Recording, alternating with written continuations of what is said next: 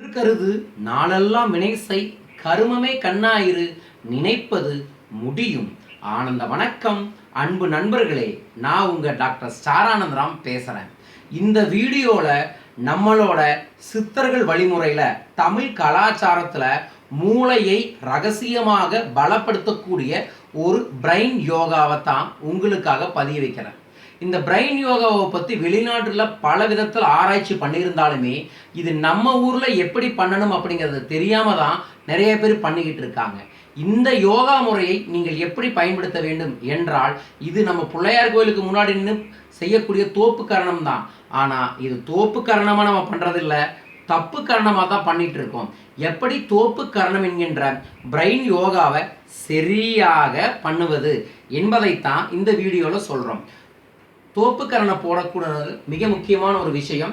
நீங்கள் கிழக்கு பார்த்தோ மேற்கு பார்த்தோ நிற்க வேண்டும், இது நம்பர் 1. உங்களோட தோள்பட்டைக்கு நேராக கால் இருக்க வேண்டும், இது நம்பர் 2. உங்களோட தோப்பு கரணை போடும்போது இந்த நாக்கை மடக்கி மேலே வைக்கணும். அண்ணாக்கு இந்த நாக்கை மேலே மடக்கி வச்சுக்கிட்டு இந்த கட்டை விரலை இந்த காதுக்குள்ளேயும் இந்த கட்டை விரலை இந்த காதுக்குள்ளேயும் வச்சு லாக் பண்ணிட்டு கீழே உட்காரும் போது மூச்சை விட்டுக்கிட்டே போகணும். மேலே எந்திரிக்கும் போது மூச்சை எடுத்துக்கிட்டே வரணும். இந்த மாதிரி 18 அல்லது 21, 48 என்ற அலகுகளில் நீங்கள் தோப்பு கரணம் போட்டால் மட்டுமே தான் உங்களோட மூளைக்கு ஆக்சிஜன் அதிகமாக போகும்.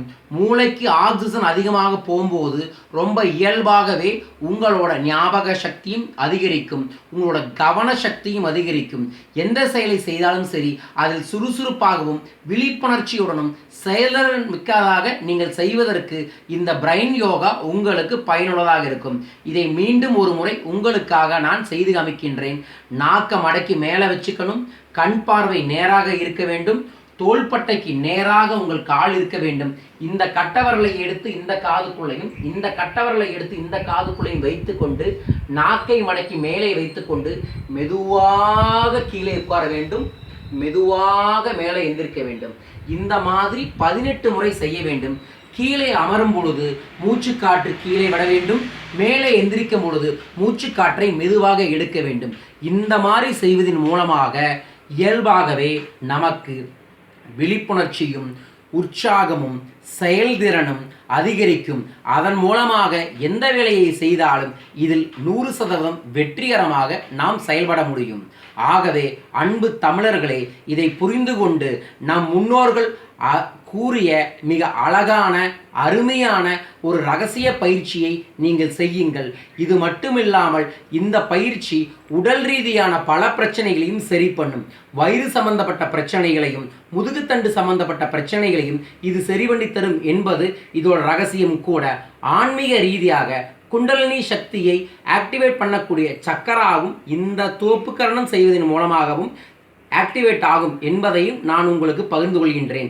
இதை தொடர்ந்து செய்வதன் மூலமாக உடல் எடையும் குறையும், மன திட்பம் அதிகரிக்கும். ஆகையால் பிள்ளையாருக்கு முன்னாடி செய்யணும் அப்படின்னு இது மதம் சம்பந்தப்பட்டது என்று ஒதுக்காமல் இதை நீங்கள் தொடர்ந்து செய்யுங்கள்.